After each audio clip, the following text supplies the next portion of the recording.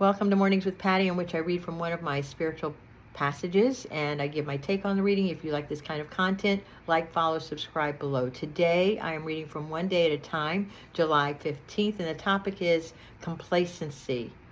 Complacency is an enemy easy to recognize in others, but difficult to admit in ourselves.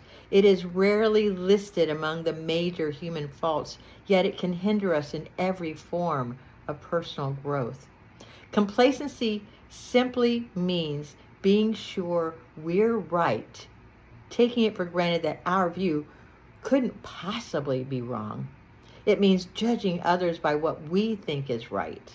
It blocks out understanding and kindness and justifies qualities in ourselves that we wouldn't find tolerable in other people. Smug complacency is often the root of dissension, whether it's family, friends, or workplaces.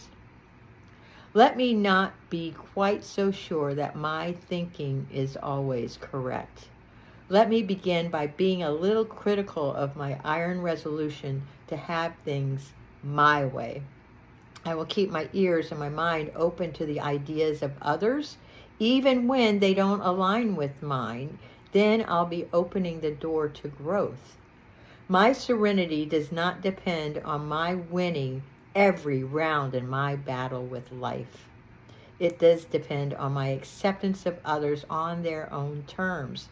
And God grant me that serenity, and that's what we're looking for. I'm looking for peace and serenity in my life, and as long as I find you and what you're doing as something wrong, then that disrupts my serenity. You are not making me do that. I'm making myself do that. It's one of my practices that I've been really working on the last couple of years, is accepting things as they are. And if I have to have my way, and I push and I shove so that you can see what I am, I'm right, you're pushing love right out of the picture. And who the fuck are you anyway to say what's right and what's wrong? You know, I know we have these moral codes in society, and I think my belief is that inside of us, we always know what's right or wrong. And I also know that we can't change somebody's viewpoint of how they experience us or how they see us or how they are in the world. If I want to make you wrong, it's because I feel unsafe. And if I feel safe with who I am, I don't care. I really don't.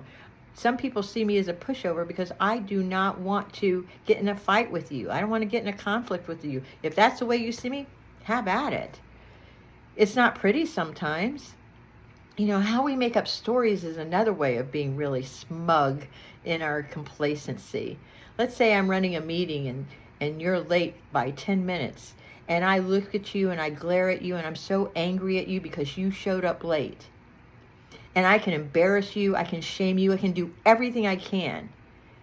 Yet, who knows what happened to you, why you were late. It wasn't because you went and got a latte, it was probably because your kid was having a screaming fit and they didn't want to go.